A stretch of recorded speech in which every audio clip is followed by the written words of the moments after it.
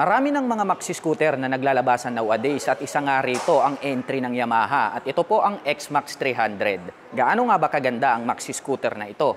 Yan ang ating aalamin ngayon. Tara!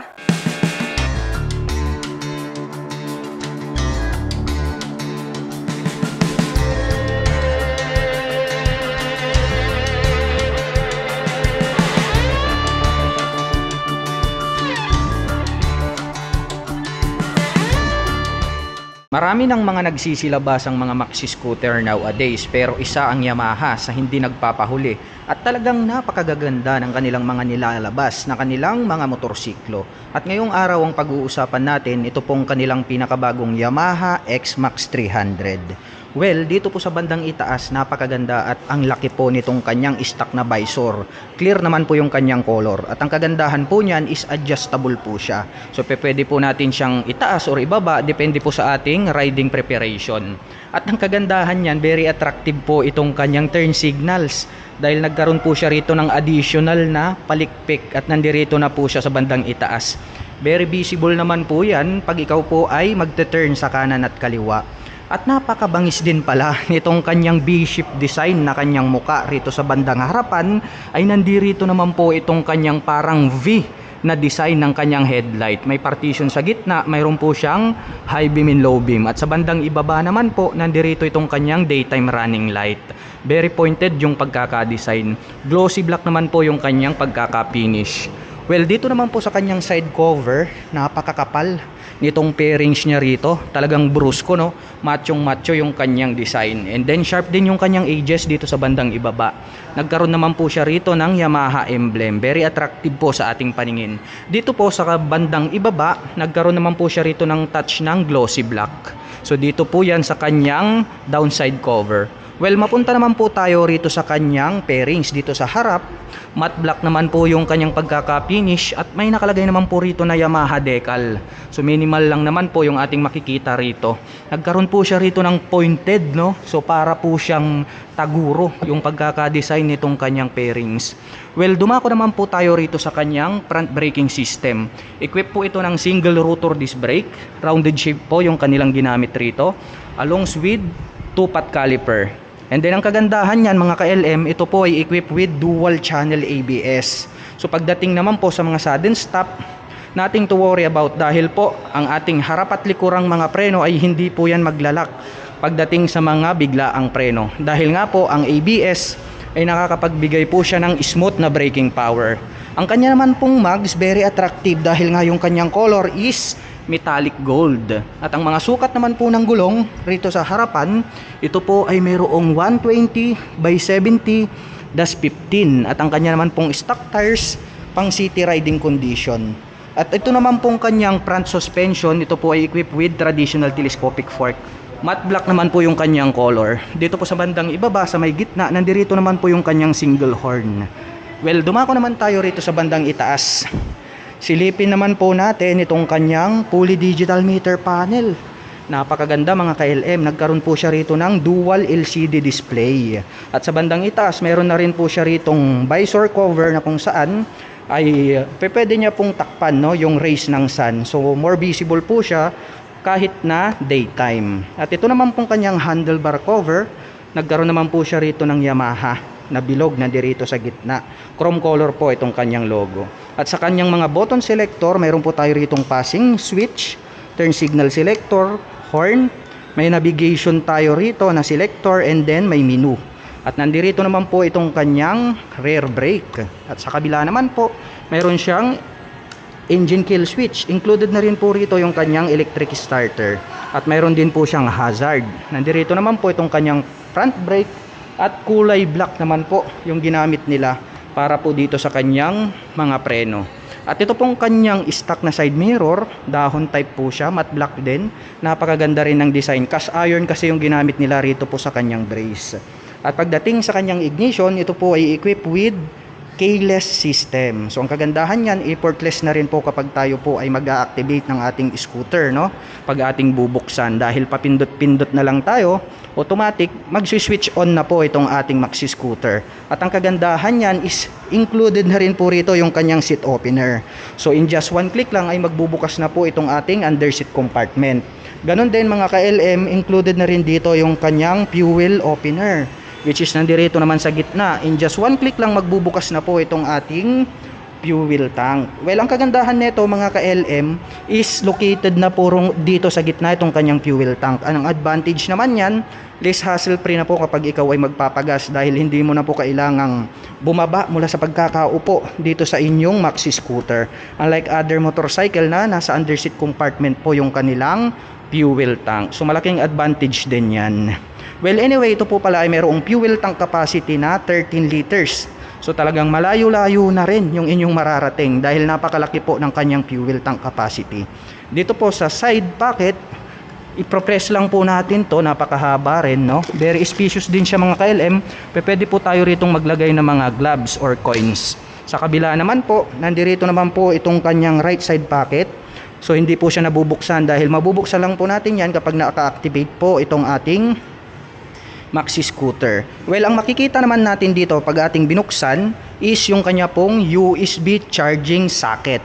So gagamit pa po tayo dyan ng USB ready, which is yung USB car lighter, para po makapag-recharge tayo ng mga gadgets or mobile phone. Well, ang kagandahan kasi rito sa mga maxi scooter, ang madalas kong tinitignan dito mga ka-LM is ito pong kanyang pillion board. Ito kasi mga ka-LM, napakalapad dahil nga maxi scooter na to pero ang kagandahan niya, nagkaroon po siya rito ng footrest extension. Rubber cover naman po yung kanilang nilagay rito na matte black. Ngayon naman ay susubukan nating sakyan para makita natin kung maluwag nga ba. Very spacious siya mga ka-LM dahil nga occupied niya itong aking mga paa. Unang-una, pag malayo naman ang inyong pupuntahan, ang madalas nagiging problema is nagkakaroon ng patig ang ating mga paa. Well, dito po is nare-reduce niya na po yung patig pagdating sa malalayong biyahe dahil meron po siya ritong footrest extension na kung saan ay pwede po nating i-stretch ang ating mga paa. So talagang malaking bagay ito, no? Very comfortable pagdating po sa mga long rides driving situation. At ang atin pong Yamaha X-Max 300 ay meron pong 795mm na seat height. Ngayon naman ay susubukan kong sakyan para makita natin kung gaano nga ba ito kataas. By the way, ito po ay naka-center stand. Subukan po nating ibaba. Ayan. So ang aking height po is just around 5'6". Makikita naman natin, tiptoe tayo, konting-konti lang naman, kaya manageable. Masasabi ko na very comfortable ito para sa mga katulad ko na 5'6" in height. Ito pong kanyang upuan, napakalapad talaga. Ito yung isa sa mga gusto ko sa mga maxi scooter kasi nga napakalalapad nitong kanilang mga upuan. Well, ang color naman po ng kanyang seat cover, two-tone color combination. May gray tayo rito, may itim dito sa baba, hanggang rito po sa bandang itaas. May nakalagay naman po rito na X-Max. Yung stitches, premium po yung kanyang dating, rough. And then yung pagkakatahe, ayan ho, very durable po siya. At dito po pala sa bandang dulo, nagkaroon pa po pala rito ng Yamaha badge, di ba? Napaka-premium nung kanyang dating.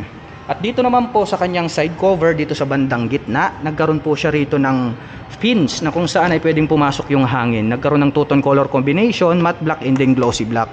At ang kanya naman pong pillion step para sa ating back rider, durable na cast iron aluminum, no? Makikita naman natin is silver color, not fadable po siya.